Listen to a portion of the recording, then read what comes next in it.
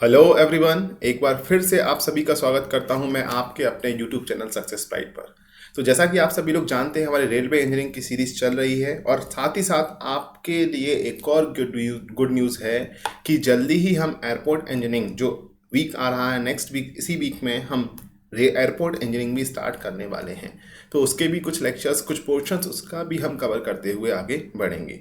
तो जैसा कि आप देख रहे हैं, हमारा ये तीसरा चैप्टर चल रहा है ज्योमेट्रिक डिज़ाइन, और इस चैप्टर में मैं आज बात करने वाला हूँ सेफ स्पीड ऑन ट्रैक्स। जैसा कि हमने लास्ट लेक्चर में बात कर चुके हैं कि अगर सेफ स्पीड की बात करें तो लास्ट लेक्चर में मैंने बात की थी डिग्री ऑफ कर्व की, और इस लेक्चर में बात करूंगा सेफ स्पीड कितना होना चाहिए। अगेन ये कंप्लीट कोर्स है जिसमें प्रैक्टिस सेशंस भी होगा, तो अब जल्दी ही आप भी क्वेश्चंस लगाना स्टार्ट कर दीजिएगा और मैं भी यहाँ पर काफ़ी सारे क्वेश्चंस आपके लिए लेकर के आने वाला हूँ अगली सीरीज में के अंदर में। ठीक है, तो मेरा नाम जैसा कि जानते हैं आप सभी वैभव श्रीवास्तव है और यहाँ पर आज हम स्टार्ट कर रहे हैं स्पीड। तो अगेन हम बात करते हैं यहाँ पर स्पीड को जानने से पहले कि स्पीड, अगर हम रेलवे में बात करें तो स्पीड, तो कितने टाइप से स्पीड को डिफाइन किया गया है। स्पीड को दो तरीके से डिफाइन किया गया है। एक तो डिफाइन किया गया है सेफ स्पीड, और दूसरा जो डिफाइन किया गया है वो इक्विलिब्रियम स्पीड डिफाइन की गई है। ठीक है, यदि मैं बात कर लेता हूं इक्विलिब्रियम स्पीड या सेफ स्पीड को ही आप क्या बोल देते हैं, और मैक्सिमम स्पीड भी इसको बोल दिया जाता है। अब मैक्सिमम स्पीड जो होती है वो दो तरीके से आप कैलकुलेट कर सकते हो। एक तो sanctioned by the railway engineer, जो भी रेलवे इंजीनियर बताता है वो है, और एक होता है कि जिससे सेफली चलते हैं। इक्विलिब्रियम के केस में यहां पर एक और नाम दे दिया जाता है एवरेज स्पीड। अब भैया ये एवरेज स्पीड और सेफ स्पीड, ये इतनी सारी स्पीड के नाम हो गए, ये हैं क्या?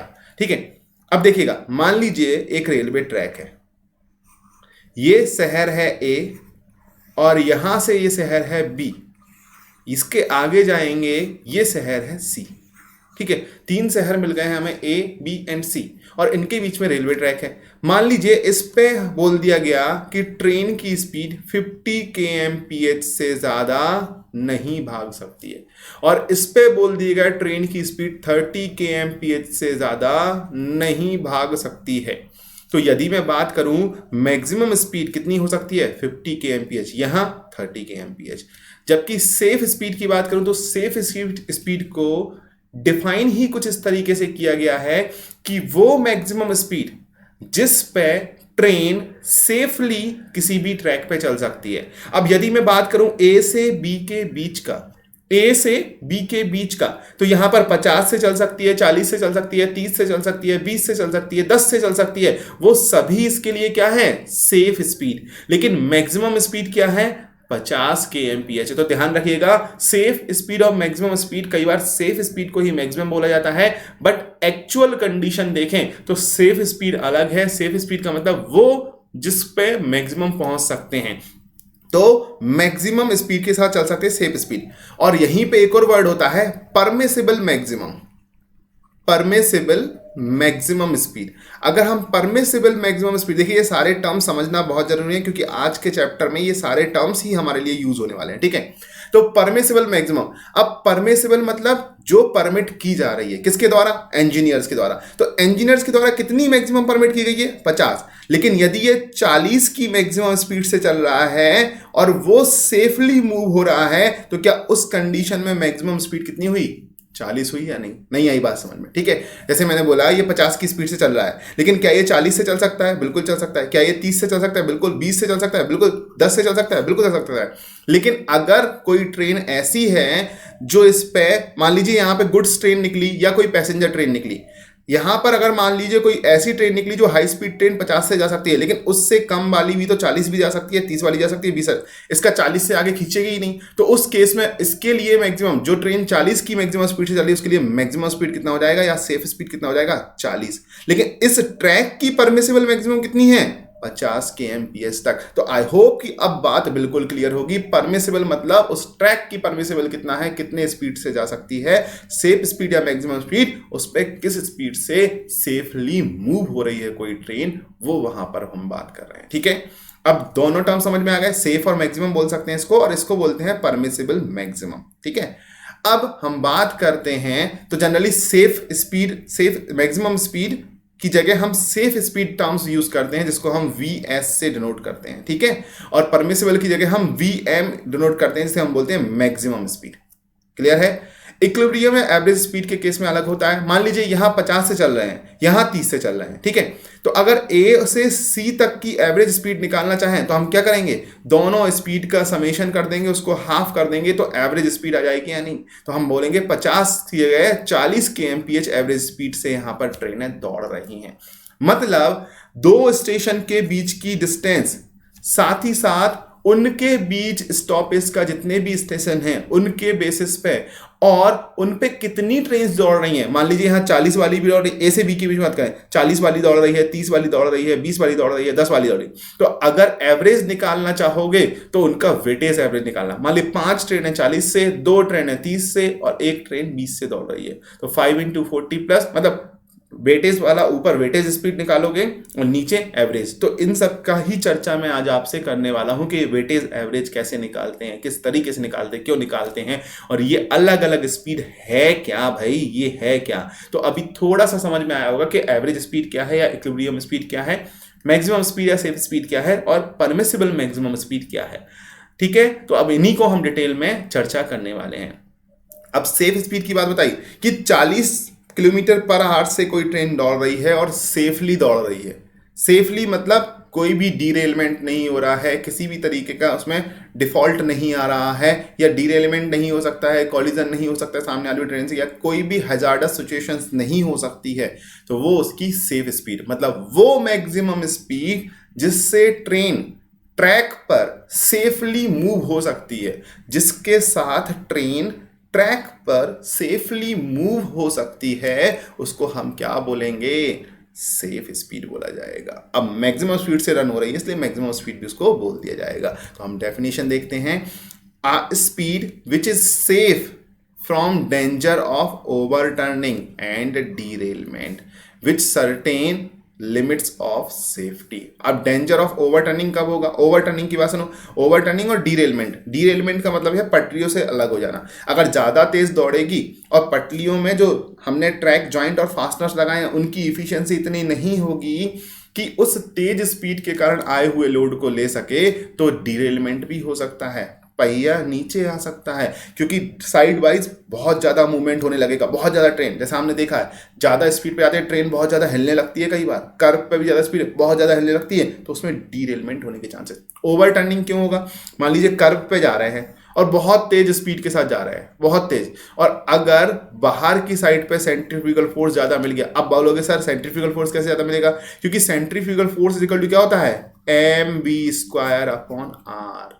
तो जैसे जैसे स्पीड बढ़ेगा वैसे वैसे सेंट्रीफ्यूगल फोर्स भी क्या होगा, बढ़ता जाएगा। मतलब तुम्हारी स्पीड बढ़ी और तुम्हारे दुश्मन की ताकत बढ़ती गई, ये बात समझ लेना। तो ओवर टर्निंग के चांसेस भी बन सकते हैं। तो इन सब से सेफ करना है तो हम बात कर रहे हैं उसको क्या बोलेंगे, जिस स्पीड पे सेफली इन सब चीज़ों से ओवरकम हो जाएंगे उसको क्या बोला जाएगा, सेफ स्पीड, ठीक है।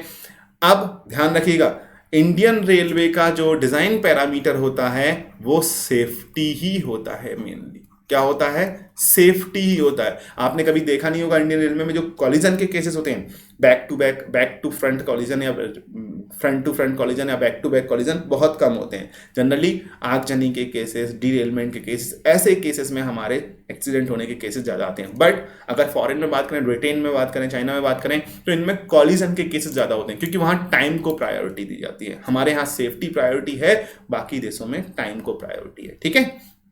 कभी मत बोलना कि इंडियन रेलवे लेट हो रहा है, लेट नहीं हो रहा, सेफ्टी के कारण लेट हो रहा है, ठीक है। चलो अगेन हम बात करते हैं मैक्सिमम स्पीड। मैक्सिमम स्पीड क्या होती है, maximum sanction speed defined for each train while considering safety against hazards situation. जैसे हमने बात की है कि एक ट्रेन जो है वो 40 किलोमीटर से ज़्यादा पे नहीं भाग सकती है, क्योंकि इससे ज़्यादा पे भागा तो डीरेलमेंट के चांसेस हो गए। तो ये किसी एक पर्टिकुलर ट्रेन के लिए है, 30 किलोमीटर पर आवर्स किसी एक पर्टिकुलर ट्रेन के लिए, 20 किलोमीटर पर आवर्स किसी एक पर्टिकुलर ट्रेन के लिए है, तो वही तो लिखा हुआ है कि मैक्सिमम सैंक्शन स्पीड हमने जो बोला है, तो मैक्सिमम सैंक्शन स्पीड हमारा क्या है कि maximum sanction speed defined for each train, देखो यहां लिखा हुआ है defined for each train while considering safety against hazards situation. उसको हम क्या बोलते हैं, उसको हम बोलते हैं हमारी सेफ मैक्सिमम सैंक्शन स्पीड।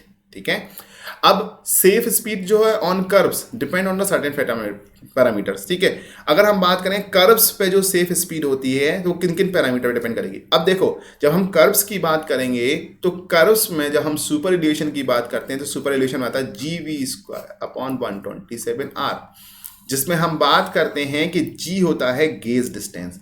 अब गेज डिस्टेंस पे कैसा, आपने देखा होगा जो छोटी लाइन की ट्रेन है, जैसे आपने बात की नैरो गेज, छोटी लाइन ट्रेन, उनकी स्पीड लिमिटेड होती है, जबकि जो बड़ी लाइन की ट्रेनें हैं उनकी स्पीड बहुत ज़्यादा होती है। शताब्दी देख लो आप, शताब्दी की स्पीड बहुत ज़्यादा है, यानी 160 तक भी टच कर सकता है। ठीक है, अभी और भी कई प्रोजेक्ट्स लेकर के आ रही है हमारी गवर्नमेंट जिसमें काफ़ी ज़्यादा बात कर रहे हैं। ठीक है, मेट्रो ट्रेन, उसका गेज देखो बड़ा है। अगर आप छोटी लाइन की बात करें तो वहां पर इफेक्ट पड़ता है कुछ डिजाइन पैरामीटर में, ज्योमेट्रिक डिजाइन में, जैसे सुपर रिलेशन में इफेक्ट पड़ेगा, वाइडनिंग में इफेक्ट पड़ेगा। तो इन सभी केसेस में इफेक्ट पड़ने के कारण गेज डिस्टेंस इंपॉर्टेंट पैरामीटर होता है जिस पर सेफ स्पीड डिपेंड कर रही होती है। ठीक है, रेडियस ऑफ कर्व, बिल्कुल, क्योंकि रेडियस ऑफ कर्व से क्या होगा, सेंट्रीफ्यूगल फोर्स, और इस सेंट्रीफ्यूगल फोर्स को एडजस्ट करने के लिए हमें स्पीड को कम करना होगा, यानी रेडियस जितना कम होगा सेंट्रीफ्यूगल फोर्स उतना ज्यादा हो जाएगा। रेडियस जितना कम सेंट्रीफ्यूगल फोर्स उतना ज्यादा, और यदि सेंट्रीफ्यूगल फोर्स ज्यादा हुआ, समझिएगा बात को, तो हमें स्पीड कम करनी होगी। क्योंकि अगर रेडियस को तो अगर हमने एक बार डिजाइन कर लिया है कर्व, तो अब रेडियस को डिस्टर्ब नहीं किया जा सकता है। बस इस रेडियस पे जो भी ट्रेन या व्हीकल का मूवमेंट हो रहा है उसकी स्पीड को तो मॉडिफाइड किया जा सकता है या नहीं। तो अगेन यहां पर बात करें कि ये सारी चीजें यहां पर अफेक्ट कर रही है। दूसरा, सुपर एलिवेशन। सुपर एलिवेशन हमने पहले ही बात कर ली है। सुपर एलिवेशन स्पीड पे डिपेंडेंट कर रहा है, तो स्पीड अगर ज्यादा होगी सुपर एलिवेशन ज्यादा देना होगा, स्पीड कम होगी सुपर एलिवेशन कम। अब आप बोलोगे सर सुपर एलिवेशन ज्यादा दे दो ना, क्या फर्क पड़ता है? बेटा सुपर एलिवेशन ज्यादा तो दे देंगे, लेकिन वो कंस्ट्रक्शन कॉस्ट को भी तो बढ़ाएगा। साथ ही साथ मान लो एक ट्रेन के हिसाब से, मान लो एक ट्रेन 100 kmph से आ रही है, उसके अकॉर्डिंग तो आपने सुपर एल्यूशन ज्यादा दे दिया, लेकिन मोस्टली ट्रेनें यहां पर 60 kmph से जा रही हैं, उसके लिए सुपर एल्यूशन कम देना होगा, तो एक्स्ट्रा कॉस्टिंग अनइकोनॉमिकल हो जाएगा या नहीं। इसलिए हम एवरेज करके यानी इक्विलिब्रियम स्पीड निकाल करके वहां पर सुपर एल्यूशन प्रोवाइड करते हैं। तो सेफ स्पीड यहां पर सुपर एल्यूशन के फैक्टर्स भी है। ठीक है, ट्रांजिशन कर्व लेंथ। अब भैया ट्रांजिशन कर्व लेंथ ये क्या होता है, समझना थोड़ा सा बात को। ठीक है, एक ये स्ट्रेट पाथ है और स्ट्रेट पाथ से अचानक आप दौड़ते हुए आ रहे थे और मुड़ने की कोशिश करोगे, तो अगर स्ट्रेट पाथ की रेडियस की बात की है हमने तो r is equal to infinite होता है। कर्व पाथ की radius r is equal to r होता है, और जब कर्व पाथ की radius r is equal to r होता है तो धीरे धीरे आपको यहां पर इनफाइनाइट से r तक आना होगा। क्योंकि अगर सडनली आप चेंज कर दिए तो आपको जर्क लगेगा। लाइक तुम उठते हो सुबह 10 बजे और घर पहुंच गए, घर वालों ने बोला डेली सुबह 5 बजे उठना है, तुम्हारा डेली रूटीन गड़बड़ा जाएगा, जर्क लगेगा, झटका लगेगा, तुम्हें घर आ गए यार। ठीक है, तो उसी तरीके से अगर r is equal to infinite radius, मतलब यहां पे सेंट्रीफ्यूगल फोर्स है ही नहीं, और यहां पर सेंट्रीफ्यूगल फोर्स आ जाएगा, रेडियस के कारण सेंट्रीफ्यूगल फोर्स आ जाएगा, तो धीरे धीरे सेंट्रीफ्यूगल फोर्स को हमें इंट्रोड्यूस करना पड़ेगा। अगर अचानक से आपका दुश्मन सामने आ गया तो आप उसको लड़ नहीं पाओगे प्रॉपरली, इसलिए धीरे धीरे आपके दुश्मन का इंट्रोडक्शन यहां पर होता है, और उस कंडीशन में जो कर्व प्रोवाइड करता है r is equal to infinite से r is equal to r के बीच में, उसको बोलते हैं ट्रांजिशन कर्व। और इस ट्रांजिशन कर्व की लेंथ भी डिफाइन करेगी कि स्पीड किस हिसाब से कम होना चाहिए। अगर ये लेंथ कम है तो सडनली स्पीड कम भी हो सकती है, और लेंथ ज्यादा है तो धीरे धीरे करके स्पीड का मॉडिफिकेशंस हो सकता है, और कर्व पे आकर के जो स्पीड हमें रिक्वायर्ड है वो सेफ स्पीड हमें यहां पर मिल जाएगा। आ रही है बात समझ में? तो ट्रांजिशन कर्व की लेंथ भी यहां अफेक्ट करेगी। दिस नेक्स्ट पैरामीटर जो है वो weight, resultant weight and centrifugal force. तो सेंट्रीफ्यूगल फोर्स तो हमने अभी तक बहुत बातें कर ली है कि सेंट्रीफ्यूगल फोर्स तो अफेक्ट कर रहा है। रिजल्टेंट वेट का क्या मतलब है, थोड़ा सा हम देख लेते हैं। मान लीजिए अब कर्व पे आप जा रहे हैं तो इस तरीके का कर्व है, ठीक है, कर्व है, ये कर्व है, अगर ये कर्व है, ये कर्व है। अब इस पे आपका व्हीकल यहां है, ठीक है, जब व्हीकल यहां है तो व्हीकल पे सेंट्रीफ्यूगल फोर्स बाहर लगेगा, और सेंट्रीफ्यूगल फोर्स के कारण वेट का एक कंपोनेंट नीचे लगेगा, और अगर हम बात करते हैं वेट का एक कंपोनेंट नीचे लगता है तो इस सेंट्रीफ्यूगल फोर्स को रेजिस्ट करने वाला कोई भी कंपोनेंट नहीं है। तो आपने सुपर एलिवेशन प्रोवाइड किया। अब ये हमारा आउटर साइड है, और ये हमारा इनर साइड है। तो सुपर एलिवेशन जब भी प्रोवाइड किया जाता है तो आउटर साइड को इनर साइड के रिस्पेक्ट में हम क्या करते हैं, उठा देते हैं। आउटर साइड को इनर साइड के रिस्पेक्ट में, आउटर साइड को इनर साइड के रिस्पेक्ट में ऐसा उठा दिया। अब जो व्हीकल आएगा वो व्हीकल कुछ इस तरीके से आएगा, व्हीकल का वेट यहां आएगा और वेट के कारण एक कंपोनेंट यहां आएगा और एक कंपोनेंट यहां आएगा, जबकि बाहर साइड पे क्या लग रहा होगा, सेंट्रीफ्यूगल फोर्स लग रहा होगा। तो अब इस सेंट्रीफ्यूगल फोर्स को रेजिस्ट करने के लिए जो रिजल्टेंट वेट था उसके दो कंपोनेंट, अगर हम बात करें ये थीटा बोल देता हूं तो W cos थीटा और W sin थीटा आ गया है। तो इसका एक कंपोनेंट यहां और एक कंपोनेंट यहां, तो क्या रिजल्टेंट वेट को भी कुछ ना कुछ जो वेट के कंपोनेंट आए हैं व्हीकल्स के, उन्होंने सेंट्रीफ्यूगल फोर्स को भी कहीं ना कहीं कुछ ना कुछ तरीके से उनको क्या किया हुआ है, बैलेंस किया हुआ है या नहीं। तो इस तरीके से बैलेंसिंग का काम भी करता है। तो ये resultant weight and centrifugal force भी यहाँ पर अफेक्ट करेगा। तो ये पैरामीटर क्लियर है। तो अब एक क्वेश्चन बन जाता है, विच of the following factor does sorry on which factors the safe speed on curves does not depends. On which factor the safe speed on curve does not depend? Gauge distance, radius of curve, super elevation, none of the above. तो आपका option क्या हो जाएगा, none of the above। ये सारी चीजें आपको ध्यान रखनी है किस तरीके से अफेक्ट कर रहे हैं। क्लियर है बात? चलिए आगे बढ़ते हैं। तो हमने सेफ स्पीड की बात की। अब सर ये सेफ स्पीड तो ठीक है, लेकिन सेफ स्पीड का कैलकुलेशन हम कर क्यों रहे हैं सर, ये तो बताइएगा, कर क्यों रहे हैं। तो हम लिखते हैं इफेक्ट्स ऑफ या इफेक्ट ऑफ स्पीड्स। स्पीड्स के इफेक्ट क्या क्या है। तो स्पीड के कारण ट्रेन में कुछ फिनोमेना देखने मिलते हैं। पहला पिचिंग, जैसे आपने फ्लूइड मैकेनिक्स में पढ़ा होगा कि कुछ फोर्सेस आते हैं उसके कारण नाव में पिचिंग होती है, रोलिंग होती है। तो यहां पर भी पिचिंग होती है। पिचिंग का मतलब क्या होता है, थ्रो इन फॉरवर्ड और साइडवर्ड डायरेक्शन, और साइडवर्ड डायरेक्शन मतलब क्या हुआ, नहीं आया समझ में सर पिचिंग का मतलब बिल्कुल भी समझ में आया। जब ट्रेन खड़ी रहती है और अचानक से ट्रेन चलना स्टार्ट कर दे तो आपको एक जर्क लगता है आगे एक साइड में, आप इस तरीके से मूव हो जाते हैं।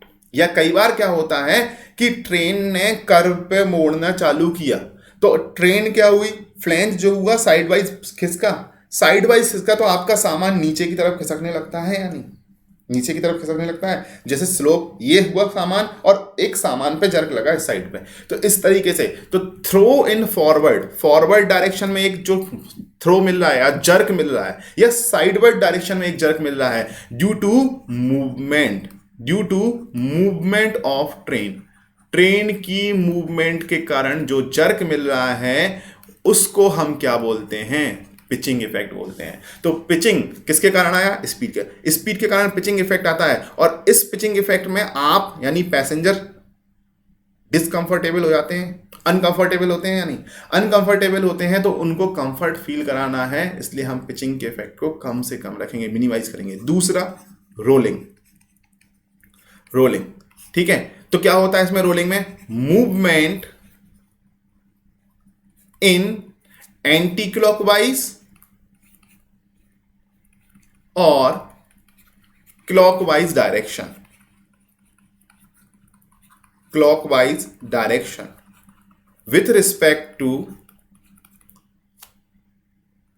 with respect to longitudinal direction of movement। अब longitudinal direction of movement मतलब जनरली हम एक बोलेंगे along the track। अगर along the track हम बात करें, ये along the track, ठीक है, along the track यदि मैं बात करता हूं, along the track इस तरीके से जा रहे हैं और आप ये along द ट्रैक जा रहे हैं, अब सेंट्रीफ्यूगल फोर्स कर्व वगैरह पे ज्यादा आ गया तो आपका ट्रेन इस तरीके से रोल करने लगा बाहर साइड में, या इस तरीके से रोल करने, जैसे आप धूम बनाते हुए जा रहे हो और अचानक से दौड़ते हुए जा रहे हो, अचानक से मुड़ना है तो आप क्या होता है, एक पैर पे थोड़ा सा मुड़ जाते हो या नहीं। तो रोलिंग इन एंटी क्लॉकवाइज और rolling in clockwise and anticlockwise direction, ठीक है, with respect to the direction of movement. ये डायरेक्शन ऑफ मूवमेंट है और इस डायरेक्शन ऑफ मूवमेंट में एंटी क्लॉकवाइज और क्लॉकवाइज डायरेक्शन में मूव होना क्या कहा जाएगा, रोलिंग। और ये स्पीड के कारण, क्योंकि कर्व पे अगर तेज स्पीड पे जाओगे तभी ये रोलिंग का फिनोमिना हो सकता है, अदरवाइज नहीं। तो पिचिंग या रोलिंग हो सकता है। तो ये ऑप्शन में पूछे जा सकते हैं कि बताइए throw in forward and sideward direction, ये क्या फिनोमिना कहलाता है, पिचिंग कहलाता है या रोलिंग कहलाता है। तो आपसे ऑप्शन पूछ सकता है, ठीक है। तीसरा अगर हम बात करें तो क्या होता है, बाउंसिंग। अब भैया बाउंसिंग क्या होता है, बाउंसिंग तुमने एक बॉल मारी और ऊपर उछल के आ गई बॉल मारी ऊपर, तो हम बात करेंगे कि मूवमेंट या bumping in vertical direction, bumping in vertical direction और deflection in downward direction, downward direction. ये हमारा क्या कहलाता है, with respect to rail track. Rail track के रिस्पेक्ट में वर्टिकल डायरेक्शन या फिर डाउनवर्ड डायरेक्शन में जो मूवमेंट होगा उसको बाउंसिंग बोलेंगे। मतलब कई बार आपने देखा होगा जॉइंट्स पे आप जाते हो, ट्रेन की स्पीड ज़्यादा होने के कारण कुछ इस तरीके से सस्पेंशन फील होता है। ये सस्पेंशन होता है, यानी वो क्या होता है, मान लीजिए कोई जॉइंट्स ऊपर नीचे आ गया, ये इस तरीके से, ये जॉइंट्स है, ये जॉइंट्स थोड़ी ऊपर नीचे आ गया, तो क्या होगा, जैसे ही ट्रेन यहाँ पे आएगा, इम्प्रॉपर जॉइंट्स है, उसके कारण ऊपर आएगा फिर नीचे आएगा, तो आपको इसमें डिस्कम्फर्ट फील होगा। और ये स्पीड के कारण, कम स्पीड पे जाओगे तो कम बाउंस होगा, ज़्यादा स्पीड पे जाओगे तो ज़्यादा बाउंसिंग होगी। तो इस तरीके की बाउंसिंग फिनोमिना भी देखने को मिलता है। तो ये भी एक तरीके का डिफेक्ट है, ध्यान रखिएगा। ये तीनों किसके कारण है, स्पीड के कारण। चौथा अगर हम बात बोलते हैं लैटरल ऑक्सीलरेशन, लैटरल ऑक्सीलेशन।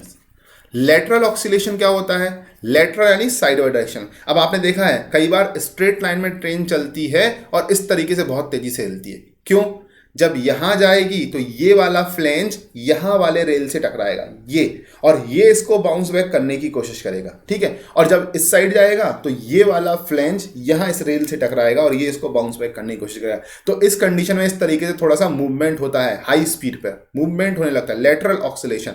तो एक सेंटर पोजिशन के रिस्पेक्ट में लैटरल डायरेक्शन में ऑक्सीलेशन होने लगा, इसी को क्या बोलेंगे, लैटरल डायरेक्शन। तो हम बोलेंगे movement with respect to central position, center position of rail, of track, rail track के सेंटर पोजीशन के रिस्पेक्ट में जो मूवमेंट होगा उसको क्या बोला जाएगा, लैटरल ऑक्सीलेशंस बोला जाएगा, ठीक है। और पांचवा एंड लास्ट फिनोमिना जो होता है, अगर हम बात करते हैं यहाँ पर, पांचवा एंड लास्ट फिनोमिना होता है वो होता है रेजोनेंस। रेजोनेंस क्या होता है, कई बार हमें व्हील के नीचे से कुछ मेटालिक साउंड सुनाई देते हैं, यानी जब व्हील और flange, wheel and flange collide होते हैं और उस कोलाइड की कंडीशन में टकराते हैं, कोलाइड की कंडीशन में उनकी फ्रीक्वेंसी ऑफ साउंड सेम होती है। फ्रीक्वेंसी ऑफ साउंड जब सेम हो जाती है तो उस कंडीशन में एक पिंचिंग साउंड निकल के आता है, पिंचिंग साउंड, जो कि ऐसा लगता है कि कुछ टूट गया है, रेल में क्रैक्स आ गए या फ्लेंज में क्रैक्स आ गए, इस तरीके से। तो ये पिंचिंग साउंड भी हमें अनकंफर्टेबल महसूस कराते हैं, डिस्कंफर्ट करते हैं, इसलिए इनको भी यहाँ पर डिफेक्ट में बोला गया है। तो ये डायनामिक इफेक्ट हैं किसके, स्पीड के। क्या क्या, पिचिंग, थ्रो इन फॉरवर्ड और लेटरल डायरेक्शंस, ठीक है। दूसरा रोलिंग, एंटी क्लॉकवाइज या क्लॉकवाइज मूवमेंट किसके रिस्पेक्ट में, सेंटर पोजीशन के रिस्पेक्ट में।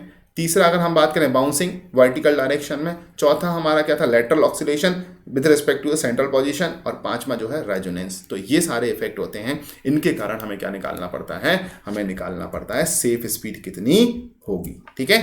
तो अब सेफ स्पीड की बात करें, कंप्यूटेशन किस तरीके से करेंगे, तो कंप्यूटेशन दो तरीके से करते हैं, एक तो मार्टिन्स फॉर्मूला है, दूसरा इंडियन रेलवे बोर्ड्स के फॉर्मूला है।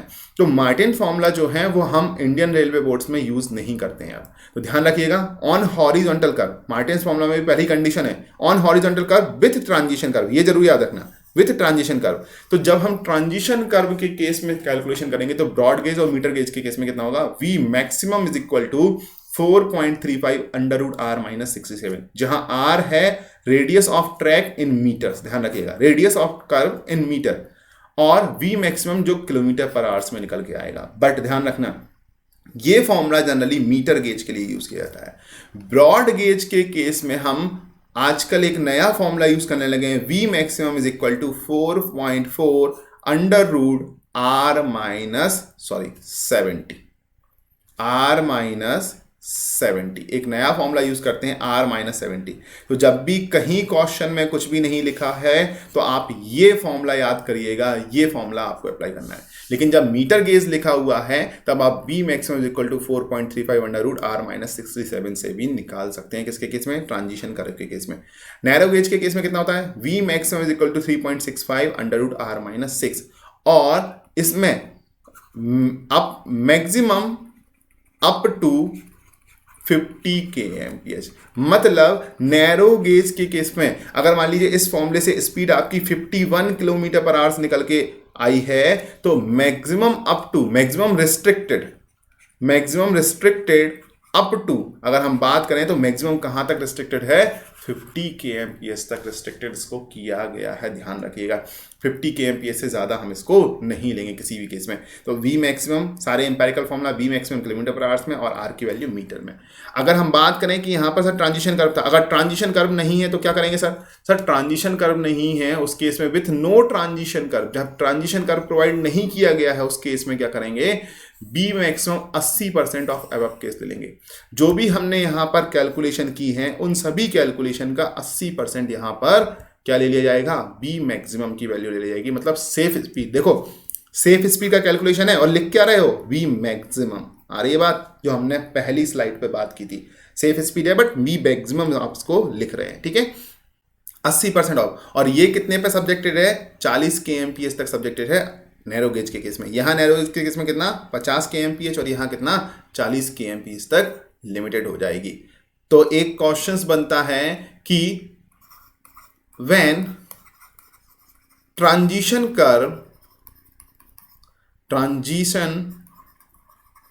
कर्व इज नॉट प्रोवाइडेड,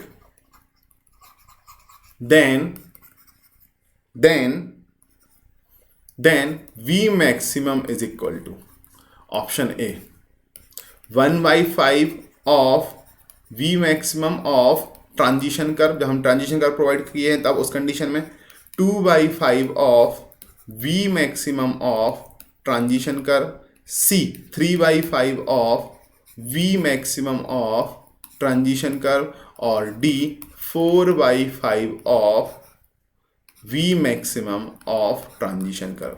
तो इसका आंसर आप बता दीजिएगा कमेंट बॉक्स में कि इसका आंसर क्या होगा। आपको समझ में आया है या नहीं? तो ध्यान रखिएगा, इसका आंसर कमेंट बॉक्स में बता दीजिएगा। ABCD में से क्या आंसर होने वाला है, ठीक है। लेकिन यदि मैं इसमें पूछता हूं कि रिडक्शन कितना हो गया है, अगर जब transition when no transition curve is provided, then reduction कितना हुआ है? रिडक्शन अगर हम बात करें तो रिडक्शन कितना हुआ है? 20% ऑफ अबव केस का कितना रिडक्शन हुआ है? 20%। और क्या मैं 20% को अगर मैं बात करूं 2/5 लिख सकता, सॉरी 1/5 लिख सकता हूं, यानी 1/5 ऑफ अबव केस हो गया रिडक्शन, यानी 1/5 ऑफ अबव केस, इतना रिडक्शन हो गया। यानी रिडक्शन के केस में भी इसमें पूछा जा सकता है। अगेन सी मार्टिन्स फॉर्मूला क्या बोला गया है कि V maximum is equal to 4.58 under root R होना चाहिए। V मैक्सिमम की जो वैल्यू है वो 4.58 अंडर रूट R होनी चाहिए। यहाँ पर R मीटर में है और V मैक्सिमम किसमें है? किलोमीटर पर आवर्स में। तो मार्टिन फॉर्मूला में 3 कंडीशन दी है। पहला कंडीशन दिया है क्या? ट्रांजिशन कर्व के साथ, दूसरा नो ट्रांजिशन कर्व के साथ, और तीसरा किसके साथ दिया है? हाई स्पीड ट्रैक के कंडीशंस में दिया हुआ है। तीनों फॉर्मूले आपको याद होना चाहिए। जनरली ये फॉर्मूला ब्रॉड गेज वाला याद होना चाहिए, इससे क्वेश्चंस पूछे गए हैं। और हमें ये भी याद होना चाहिए कि 80% ऑफ अबव केसेस होने वाले हैं विथ नो ट्रांजिशन कर्व, ठीक है। तो ये हमें क्वेश्चंस यहाँ पर ध्यान देना है। कैलकुलेट कर लेंगे, बट ध्यान रखिएगा इंडियन रेलवे बोर्ड जो है वो मार्टिन्स फॉर्मूलास को अप्लाई नहीं करता है। मार्टिन्स फॉर्मूला को अप्लाई नहीं करता है। उसके लिए क्या करता है वो? इंडियन रेलवे बोर्ड्स ने अपने फॉर्मूले अलग से बनाए हुए हैं। तो हम देखते हैं अब इंडियन रेलवे बोर्ड के फॉर्मूले क्या हैं। इसका आंसर आप कमेंट बॉक्स में बता दीजिएगा, ABCD क्या होगा। ठीक है, चलिए रेलवे बोर्ड फॉर्मूला। अब हम बात कर रहे हैं दूसरा रेलवे बोर्ड फॉर्मूला, और ये मोस्ट इंपॉर्टेंट है। मार्टिस में तो मैंने एक बताया था, ये जरूर याद रखना। ठीक है, सबसे ज्यादा ब्रॉड गेज का याद रखना क्योंकि ये पूछा गया है। ठीक है, पहला railway board formula, safe permissible speed calculated by railway board formula for fully transition curve. किसके लिए है? Fully transition. अब देखो यहां पर ब्रॉड गेज के लिए v इक्वल टू क्या हम बोले, v maximum is equal to कितना होगा, 0.27 under root R CA plus CD। अभी CA प्लस CD क्या है इसको देख लेते हैं। ठीक है, तो अगर हम बात करें कर्व पे जा रहे हैं तो कर्व पे हमें सुपर एलिवेशन प्रोवाइड करना होगा, और जो सुपर एलिवेशन होता है, यही सुपर एलिवेशन को नाम दिया गया है कैंट। सुपर एलिवेशन को क्या नाम दिया गया है? और कैंट, कैंट या कांट भी बोल सकते हो। ठीक है, कैंट यहां पर नाम दिया गया। अब जो एक कैंट प्रोवाइड किया जा रहा है, मान लीजिए यहां पर एक ट्रेन निकल रही है 100 kmph से। ठीक है, अब 100 kmph से, तो इसके लिए जो कैंट की वैल्यू होना चाहिए C एक्चुअल कैंट की वैल्यू प्रोवाइड करनी चाहिए, वो मैंने बोला 15 mm प्रोवाइड करनी चाहिए। कितना करना चाहिए? 15 mm। बट बाकी जो यहां से ट्रेनें निकल रही हैं उनकी स्पीड मैंने बोल दी एवरेज 60 kmph है। तो इसके अकॉर्डिंग जो कैंट प्रोवाइड करना चाहिए वो कितना करना चाहिए? वो 10 mm करना चाहिए। तो अगर मैं बात करूं, यहां पर मैंने एक्चुअल कैंट जो प्रोवाइड किया, वो मैंने देखा कि ज्यादातर ट्रेनें 60 kmph के आसपास से प्रोवाइड हो रही हैं। तो जो एक्चुअल कैंट वैल्यू प्रोवाइड की वो मैंने 10 mm कर दी। तो जो 100 kmph की निकलेगी उसके लिए कैंट की डिफिशियंसी हो गई या नहीं, मतलब कमी हो गई, कैंट की कमी हो गई। कितने से कमी हुई? तो हम बात करेंगे जो कैंट की डिफिशियंसी हुई वो कितनी हुई है। तो कैंट की deficiency CD is equal to क्या हो गया कि हमने 15 चाहिए था और दिया कितना? 10, तो 5 mm की डिफिशियंसी हो गई। तो यहां पर एक्चुअल कैंट और कैंट डिफिशियंसी के बेसिस पर हमने निकाला है कि इस कर्व पे कितनी मैक्सिमम स्पीड हो सकती है, इन दोनों ही बेसिस पे। अब इसके लिए मैक्सिमम स्पीड हमने एक्चुअल के बेसिस पे निकाल ली होगी। ठीक है, और इसके लिए क्या है, डिफिशियंसी कितनी है? तो 100 से तो नहीं जाएगी, कुछ और ही स्पीड से यहां पर लेकिन जा सकती है। तो अगर हम बात करें तो सेफ स्पीड जो है वो होती है v maximum equal to 0.27 under root R CA plus CD, जहां पर CA जो है वो एक्चुअल कैंट प्रोवाइडेड है और CD जो है वो कैंट डिफिशियंसी, और दोनों किस में लिखना है? mm में लिखना है, ये चीज ध्यान रखिएगा। ठीक है, ब्रॉड गेज के लिए, मीटर गेज के लिए v is equal to 0.347 under root R CA plus CD, और v के लिए अगर हम बात करें v मैक्सिमम, अगर हम बात करें नैरो गेज के लिए तो ये Vm is equal to 3.65 under root R minus 6। तो यहां पर एक और क्वेश्चन बन सकता है, एक तो फॉर्मूला आपसे पूछ सकता है। ठीक है, और ये फुल्ली ट्रांजिशन कर्व के केस में। तो एक और अगर हम बात करें, एक और क्वेश्चन यहां पर बन जाता है। क्वेश्चन क्या बनता है? Indian railway board formula for V maximum is based on, किस पे बेस्ड है? Option A radius of curve,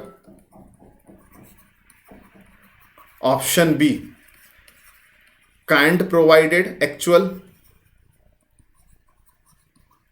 cantt provided, option C cant deficiency, और option D all of these. तो देखिएगा यहां पर अगर हम बात करें तो इन फॉर्मूले में सभी जगह कैंट प्रोवाइडेड आ रहा है, एक्चुअल डिफिशियंसी आ रहा है, और रेडियल और आर रेडियस आ रहा है। तो यहां पर तीनों, अब ये मत बोलना सर नैरो गेज में नहीं है, नैरो गेज में नहीं है, एक एक्सेप्शन चलेगा। तो मोस्टली केसेस के हिसाब से यहां पर हम बात करें तो आंसर डी सही हो जाएगा कि ऑल ऑफ दीज पे प्रोवाइडेड है। तो इस तरीके के क्वेश्चंस भी आपसे पूछे गए हैं। ठीक है, तो ये हो गया रेलवे बोर्ड के फॉर्मूले के बेसिस पे। ठीक है, अब हम आगे बढ़ते हैं। तो हमसे पूछा गया कि सर अगर मैंने दो चीजें पढ़ा दी, एक आपने बोला कि रेलवे इंजीनियर एक्सपेरिमेंट करके कुछ वैल्यू देगा, एक हमने फॉर्मूले के बेसिस पे निकाल ली। फिर अब इन दोनों में से अगर हम बात करें तो मैक्सिमम स्पीड किसको लेंगे? अभी भी डाउट ही आया सर, मैक्सिमम स्पीड अभी भी किसको लेंगे? आ रहा होगा। ठीक है, बिल्कुल आ सकता है। ठीक है, तो हम बोलेंगे मैक्सिमम स्पीड जो रेलवे ट्रैक पे अलाउड करना है वो डिसाइडेड की जाती है इन पैरामीटर्स में। पहला क्या? Maximum speed sanction bye railway engineer. मान लिया रेलवे इंजीनियर किसी पे जगह पे कर दिया है 60 km अलाउ कर दिया है। ठीक है, maximum speed calculated by Martins formula, Martins formula से कैलकुलेट करो तो उससे आ गया मेरा 55 kmph मान लीजिए। ठीक है। Safe speed based on cant और सुपर इल्यूशन। अब कैंट और सुपर इल्यूशन मतलब आईआरबी, इंडियन रेलवे बोर्ड के फॉर्मूला से, उससे मैंने निकाला तो उससे आ गया 52 kmph। सपोज एग्जांपल के फॉर्म में ये वैल्यू ले रहा हूं, ठीक है। फिर maximum speed based on the length of transition. Length of transition curve हमने बताया था, इसके बेसिस पे भी निकालेंगे, तो इसके बेसिस पे आ गया 53 kmph, ठीक है। और strength of track and power of locomotive. देखो स्ट्रेंथ ऑफ ट्रैक की बात कर रहे हैं, ट्रैक की जो फास्टनिंग होगी, ऐसा तो है नहीं है, फास्टनिंग जो लोड स्ट्रेसेस ले पा रहा है, उसी स्ट्रेसेस से हम, उसी के कारण हम स्पीड रखना मेंटेन करेंगे, क्योंकि ज़्यादा स्पीड होगी ज़्यादा स्ट्रेसेस होंगी, तो वो स्ट्रेसेस उतनी ज़्यादा नहीं हो, क्योंकि आपको पता है कि जो ट्रैक फास्टनिंग है जो टोटल स्ट्रेंथ का 50% कवर अप करता है। और पावर ऑफ लोकोमोटिव क्यों बोला गया? मान लो आप चढ़ाई पे जा रहे हो, ठीक है, चढ़ाई पे जा रहे हो, और चढ़ाई पे जाने पे अगर आप पहले 5 बॉगीज, एक लोकोमोटिव है यानी इंजन है, 5 बॉगीज लेके जा रहा था, उसकी स्पीड कुछ होगी, लेकिन अब वो 7 बॉगीज लेके जाएगा तो उसकी स्पीड चेंज हो जाएगी या नहीं? तो उसकी पावर पे भी डिपेंड करता है कि स्पीड कितनी होगी। तो पावर ऑफ लोकोमोटिव, सपोज आपका 50 kmph आ गया, तो आपसे बोला जाएगा बताइए इन सभी पैरामीटर में हमें सेव करना है, तो कौन सा मैक्सिमम ऑफ ऑल दीज लोगे या मिनिमम ऑफ? तो ध्यान रखिएगा मिनिमम, क्योंकि अगर आपने मान लो मैक्सिमम ले लिया तो पहले ही फेल हो जाएगा कहां पर? लोकोमोटिव की पावर में, या 53 पे या 52 पे या 55 पे फेल हो जाएगा, 60 अगर मैक्सिमम ले लिया। लेकिन अगर आपने मिनिमम लिया तो पहले वाला भी पास, सेकंड वाला भी पास, थर्ड वाला, फोर्थ वाला, सब में पास हो जाएंगे। तो हम क्या बोलेंगे? नोट करके लिखा हुआ है कि minimum speed of all the above criteria is considered as safe speed. तो इतनी चीजें ध्यान रखना है कि minimum of other all criteria इस तरीके से हमारा सेफ स्पीड को डिफाइन कर रहा होता है, ठीक है। तो देखो सारी चीज clear, safe speed, maximum speed और परमिसिबल मैक्सिमम स्पीड, तीनों टर्म्स क्लियर है। अब हम आगे चलते हैं इक्विलिब्रियम स्पीड पर। तो इक्विलिब्रियम स्पीड क्या होती है, ठीक है। तो इक्विलिब्रियम स्पीड की अगर मैं बात करता हूं तो एक ऐसी स्पीड है जिसपे सेंट्रीफ्यूगल फोर्स केवल कैंट जो प्रोवाइड किया है उससे बैलेंस हो जा रहा है। The speed at which effect of centrifugal force is counter balanced by cant provided.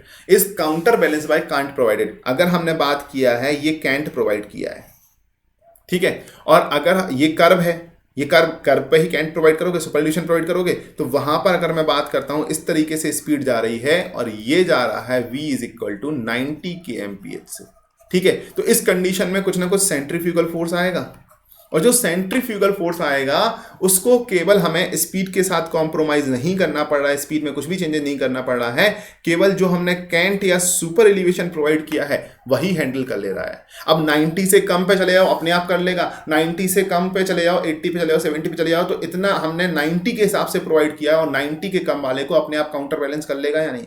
तो वो वहां पर इक्विलिब्रियम स्पीड, लाइक यहां पे कुछ व्हीकल्स होंगी जो 90 से ज्यादा पे जाएंगी, कुछ व्हीकल होंगी जो 90 से कम पे जाएंगी, कुछ व्हीकल होंगी 90 के बराबर जाएंगी। तो उन सब के लिए एक इक्विलिब्रियम, एक एवरेज स्पीड ले ली है, जिसको मान करके मैंने डिजाइनिंग कर दी है। वो कितना ले लिया है? 90 kmph। तो यहां पर ये इक्विलिब्रियम स्पीड या एवरेज स्पीड कही जाएगी। बात क्लियर हुई? मतलब इस ट्रैक पे अगर हम चाहें तो 110 वाली भी जाएगी, 100 वाली भी जाएगी और 60 वाली भी जाएगी, लेकिन सबके लिए एक एवरेज स्पीड निकाल दी है, उसके बेसिस पे कैंट प्रोवाइड कर दिया है, वही आपकी इक्विलिब्रियम स्पीड कही जाएगी। अब 110 वाली ट्रेन जो है वो यहां से कितने पे निकलेगी? 90 पे निकलेगी, उससे कम पे नहीं निकलेगी, उससे ज्यादा पे नहीं निकलेगी, ठीक है। तो अगेन हम बात करते हैं कि basis of design of super elevation, it is the basis of design of super elevation. तो इक्विलिब्रियम स्पीड के बेसिस पे ही हम क्या करते हैं? डिजाइन। अब एक क्वेश्चन बनता है, super elevation is designed on the basis of maximum speed, safe speed, equilibrium speed और permissible maximum speed. Maximum speed, ठीक है, सेफ स्पीड, इक्विलिब्रियम स्पीड और परमिसिबल मैक्सिमम स्पीड। तो सभी को मैंने अलग अलग डिफाइन किया है। ये सारे स्पीड्स के टर्म अलग अलग पहले ही 5 मिनट में हमने डिफाइन किए हुए हैं। आपको समझ में आ रहा होगा अब क्या मतलब है सभी का। तो हमारा क्या आंसर हो जाएगा? इक्विलिब्रियम स्पीड आंसर हो जाएगा। बिल्कुल बात समझ में आ रही हो? Thumbs up. देखो बिल्कुल सिंपली हमारा concept, make the concept easy, हमारा यही मकसद है कि आपको कॉन्सेप्ट बिल्कुल सिंपल वे में समझाया जाए आपकी लैंग्वेज में, ठीक है। वही काम किया जा रहा है, ठीक है। चलिए तो अगेन बात करते हैं फैक्टर्स जो अफेक्ट कर रहे हैं वो क्या क्या है। तो पहला तो है मैक्सिमम परमिसिबल स्पीड, इसको हम वीएम से डिफाइन करते हैं। कि यहाँ मैक्सिमम कितनी परमिसिबल स्पीड कर सकते हैं, वो फैक्टर है जो इक्विलिब्रियम स्पीड को डिफाइन कर रहा है। ठीक है, नंबर ऑफ स्टॉपेज। अब नंबर ऑफ स्टॉपेज कैसे डिफाइन कर रहे हैं, मान लीजिए यहां पर एक पूरा ट्रैक है ए शहर से बी शहर के बीच में। अब यहां पर एक स्टॉपेज, छोटा स्टेशन, यहां पर स्टेशन, यहां पर स्टेशन, यहां पर स्टेशन, तो यहां से यहां तक एवरेज अगर हम मैक्सिमम की बात करें तो यहां पर 50 है, यहां पर अगर मैक्सिमम की बात करें तो यहां पर 70 है, यहां पर मैक्सिमम की बात करें यहां पर 80 है, और यहां पर कुछ और है, और यहां पर कुछ और है। या फिर हम बात करें एक ट्रेन है जो यहां पर 100 kmph से रन कर सकती है, एक ट्रेन है जो 80 kmph से ज्यादा पर रन नहीं कर सकती है। तो अलग अलग ट्रेन के लिए हम बात करेंगे कि स्टॉपेज कितनी देर का है, यहां 2 मिनट का है, 3 मिनट का है। तो अगर यहां पर स्टॉपेज 2 मिनट का है, यहां स्टॉपेज 5 मिनट का है, और यहां स्टॉपेज फिर 2 मिनट का है, यहां स्टॉपेज फिर 10 मिनट का है, तो क्या जितने स्टॉपेज हो रहे हैं उसके बेसिस पे एवरेज स्पीड डिफाइन हो जाएगी या नहीं? जितने स्टॉपेज हैं उसके बेसिस पे अगर हम बात करें, पहले के लिए कुछ एवरेज स्पीड अलग होगी, दूसरे के लिए एवरेज स्पीड अलग होगी, तीसरे सेक्शन के लिए अलग होगी, चौथे सेक्शन के लिए अलग होगी, और पांचवें सेक्शन के लिए अलग होगी। तो अलग अलग एवरेज स्पीड और उनका समेशन ए और बी के बीच में जो एवरेज स्पीड है वो टोटल अलग होगी। किस पे डिपेंड कर रहा है? नंबर ऑफ स्टॉपेज पे। क्योंकि अगर हम एवरेज स्पीड की बात करते हैं या इक्विलिब्रियम स्पीड की बात करते हैं तो टोटल डिस्टेंस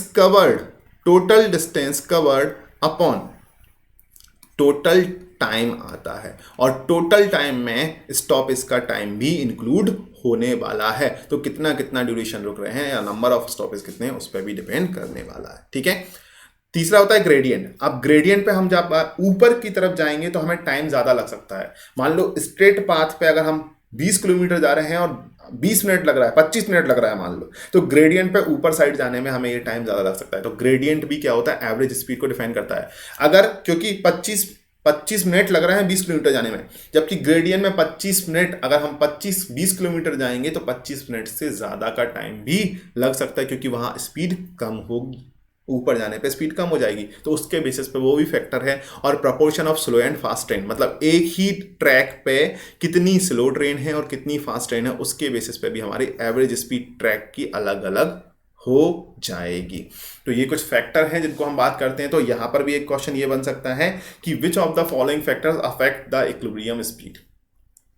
ऑप्शन दे देगा नंबर ऑफ स्टॉपेज। अब आप सोचोगे नंबर ऑफ स्टॉपेज कैसे करेंगे, तो बेटा number of stoppage average speed या इक्विलिब्रियम स्पीड निकालने के काम आते हैं, इसलिए वो भी यहां पर अफेक्ट कर देंगे। ठीक है, तो अगेन हम बात करते हैं यहां पर कि कैलकुलेशन हमें करना है, तो कैलकुलेशन ऑफ इक्विलिब्रियम स्पीड का अगर हम बात करें तो कैलकुलेशन कैसे करते हैं, इक्विलिब्रियम स्पीड का कैलकुलेशन हम कैसे करते हैं। पहला पैरामीटर इसमें, यदि अगर हम बात करते हैं वी मैक्सिमम की वैल्यू, मतलब मैक्सिमम परमिसिबल स्पीड की वैल्यू ग्रेटर देन 50 kmph है किसी ट्रैक के लिए, तो उस कंडीशन में इक्विलिब्रियम स्पीड क्या होता है? 3/4 ऑफ वी मैक्सिमम और बी सेफ। इनमें से जो छोटा होगा या बड़ा होगा, हम बात करेंगे मिनिमम ऑफ 2। अगर हम बात करेंगे तो यहां पे क्या लिया जाता है? Minimum of 2 is considered, minimum of 2 is considered. ठीक है, इक्विलिब्रियम स्पीड क्या होगा? 3/4 ऑफ वी मैक्सिमम या वी एस, इनका मिनिमम ऑफ 2। अब वी मैक्सिमम आपको पता है, मार्टिन्स फॉर्मूला या IRV, और वी सेफ भी आपने वहीं से निकाला हुआ था जो आपको बताएगा। ठीक है, दूसरा, अगर वी एम की वैल्यू लेस देन 50 kmph होता है, तो उस कंडीशन में V E is equal to क्या होता है? वी एम या फिर वी एस के बराबर होता है। लेकिन क्या ध्यान रखना है? Minimum of 2 is considered as equilibrium speed. Equilibrium speed इन दोनों में से जो मिनिमम होगा वो कंसीडर किया जाएगा। ठीक है, अगर हम बात करें यहां पर तो ध्यान लीजिएगा, यहां पर लिख लीजिएगा चाहे कि वीएम है, वीएम क्या है? Maximum permissible speed, maximum permissible speed, और VM maximum permissible speed, VE आपको पता है इक्विलिब्रियम स्पीड, वीई क्या है? इक्विलिब्रियम स्पीड, और वीएस क्या है? Safe speed. जो सेफ स्पीड है। अब वो 40 हो सकती है, अगर एक ट्रैक की मैक्सिमम परमिसिबल स्पीड 100 kmph हो सकती है, लेकिन उस पर जो सेफ स्पीड से व्हीकल जा रहा है वो 40 भी हो सकता है, 50 भी हो सकता है, 80 भी हो सकता है और 90 भी हो सकता है। ठीक है, तो ये नोटेशंस आपको ध्यान रखना है, ये सारी वैल्यू kmph में रहेंगी। ठीक है, और लास्ट जो होता है वेटेड एवरेज वेटेड एवरेज क्या होता है? V equilibrium is equal to N1 V1 plus N2 V2 plus N3 V3 upon NN VN upon में N1 plus N2 plus N3 और अप टू NN, जहां पे N1 N2 N3 क्या है? Number of trains, और V1 V2 V3 क्या है? Speed of train. अब अगर ये स्पीड दी गई है तो परमिसिबल मैक्सिमम परमिसिबल भी दी सकती है, और आपको सेफ कोई एक ही देगा, उन वैल्यू को लगाना है। अब इसको समझते हैं थोड़ा है क्या। ठीक है, मान लीजिए ये एक ट्रैक है, इस ट्रैक पे 100 किलोमीटर पर आवर से स्पीड से 5 ट्रेन जाती हैं। इस ट्रैक पे 50 किलोमीटर पर आवर से 4 ट्रेनें जाती हैं, और इस ट्रैक पे 20 किलोमीटर पर आवर से अगर हम बात करें तो 10 ट्रेन जाती हैं। तो इस ट्रैक की एक एवरेज स्पीड, या हम बात करें इक्विलिब्रियम, और हम बात करते हैं और इक्विलिब्रियम स्पीड, एवरेज स्पीड या इक्विलिब्रियम स्पीड निकालना है, तो हम क्या करेंगे? इनका वेटेज मीन, यानी N1 अगर हम बात करें तो N1, ये N1 हो गया, N1 की वैल्यू 5 और इंटू 100 प्लस N2 कितना हुआ? 4 इंटू 50 प्लस 10 इंटू 20 अपॉन क्या हो जाएगा? 5 प्लस 4 प्लस 10। ये हमारी equilibrium weighted factors, weighted parameters करके, वेटेड स्पीड करके हमारा निकल के आएगा, तो वेटेड एवरेज स्पीड यहाँ पर निकल के जाएगा। तो 3 तरीके से निकाल सकते हैं। VM दिया हुआ है, मैक्सिमम परमिसिबल स्पीड दिया है, तो हम डायरेक्टली ये फॉर्मूला लगा लेंगे। अगर ये नहीं दिए गए हैं तो हम डायरेक्टली वेटेड एवरेज फॉर्मूला लगा करके इक्विलिब्रियम स्पीड निकाल लेंगे। तो मुझे बताइएगा कैसा लगा आपको ये लेक्चर, स्पीड क्लियर हुई होंगी सारी या नहीं हुई हैं? तो आपके जो भी डाउट हैं वो कमेंट सेक्शन में आप पूछ सकते हैं। देखिएगा, ये टर्म्स हमें बहुत ही परेशान करते हैं, इसलिए मैंने इसको डिटेल में अलग से एक सेपरेट वीडियो में दिया हुआ है। ठीक है, तो चलिए अब हम स्टार्ट करते हैं अपना नॉलेज टेस्ट। हमने क्या पढ़ा और कितना जाना। ठीक है, पहला, safe speed for broad gauge on transition curve is limited to. देखो, पहले बोल दिया है ट्रांजिशन कर्व, मतलब जो भी फॉर्मूले दिए गए हैं आपको दिखाई दे रहे हो मार्टिन्स फॉर्मूले हैं मोस्टली, क्योंकि CA और CD नहीं दिया है। अगर CA CD नहीं दिया है तो वो किसके लिए है? वो मार्टिन्स फॉर्मूले हैं। अगर CA और CD दिया होता तो किसके लिए होता? वो हमारा IRB, इंडियन रेलवे बोर्ड के फॉर्मूला। अब ट्रांजिशन कर्व के साथ दिया है, तो ब्रॉड गेज के लिए दिया गया, तो देखो 3.65 अंडर रूट R माइनस 67 होता, तब तो मैं ये लगा सकता था, लेकिन यहां पर ये दोनों ऑप्शन सेम हो गए हैं, एक चलो 67 मान लो। ठीक है, तो अगर हम मानते तो यहां पर, लेकिन किसके लिए ब्रॉड? ये किसके लिए? मैंने बताया मीटर गेज के लिए, लेकिन आजकल ब्रॉड गेज के लिए क्या यूज करते हैं? 4.4 अंडर रूट R माइनस 70। तो ऑप्शन नंबर बी यहां पर ज्यादा सही आंसर माना जाएगा। क्लियर है बात? चलिए दूसरा, safe speed B on a curve of radius 970 metre, मतलब R इज इक्वल टू कितना दिया है? 970 मीटर रेडियस है, और उसमें क्या निकालना है? V safe. अगर हमें V सेफ निकालना है तो क्या दिया है? विथ 2 ट्रांजिशन कर्व, मतलब यहां पर ट्रांजिशन कर्व दे दिया है या नहीं? अगर ट्रांजिशन कर्व दे दिया है तो ब्रॉड गेज के केस में पूछा गया है, और यहां पर ब्रॉड गेज के केस में अगर IRB फॉर्मूला लगाना होता तो कैंट, एक्चुअल कैंट प्रोवाइडेड और कैंट डिफिशियंसी, दोनों टर्म दिए जाने चाहिए थे, बट दोनों टर्म नहीं दिए गए, तो हम क्या लगाएंगे? Martin's formula. अगर हम मार्टिन्स फॉर्मूला लगाएंगे तो मार्टिन्स फॉर्मूला के अकॉर्डिंग ब्रॉड गेज के केस में कितना होता है? V is equal to 4.4 under root R minus 70, और R माइनस 70 जैसे ही आप वैल्यू रखोगे 4.4 into under root R minus 70, 970 minus 70, तो ये कितना हो जाएगा? 4.4 इंटू अंडर रूट 900, और 900 की वैल्यू कितनी होती है? 30। बस इसको सॉल्व कर लेंगे तो आपका कितना आ जाएगा? 132 किलोमीटर पर आवर्स। तो डायरेक्टली निकल के आएगा 132 kilometre per hours. Marks directly निकाल के आ जाएगा। तो क्या कैलकुलेटर की ज़रूरत है? नहीं, स्टेट जेईई एग्जाम्स में जनरली कैलकुलेटर अलाउड नहीं होते हैं, तो इस तरीके के क्वेश्चन आपसे पूछे जा सकते हैं, ध्यान रखिएगा। एक और क्वेश्चन क्या पूछ सकता है, जैसे कि आपने एक क्वेश्चन बनाया था कि अगर मान लीजिए नो ट्रांजिशन कर्व है, नो ट्रांजिशन कर्व, तो उस केस में आपने कितना बोला, 80% ऑफ बी मैक्सिमम, ठीक है। तो वो पूछ लेगा ब्रॉड गेज के लिए बताइएगा, और ऑप्शन कुछ इस तरीके से दे देगा। वो यहां पर मान लीजिए 0.8 और आप 4.4, ब्रॉड गेज के लिए कितना होगा, अगर हम ब्रॉड गेज की बात करें कितना होगा, ब्रॉड गेज के लिए होगा 0.8 इंटू 4.4 इंटू √r-70 होगा या नहीं। तो अगर हम बात करें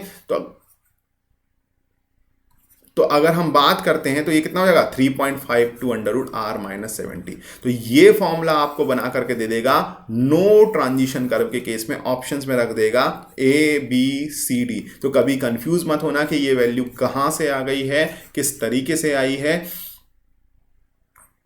ठीक है। हमें ध्यान रखना है कि ये 80% लिया गया है, और 80% लेने के बाद ये वैल्यू निकल के आएगी। चाहे मीटर गेज के केस में हो तो मीटर गेज के केस में भी आप बना सकते हैं, ठीक है। हमने फॉर्मूला पढ़ा हुआ है 3.27 सॉरी कितना था 3.27 √r-67। तो वहां पे 0.8 का हम मल्टीप्लाई कर देंगे, ठीक है।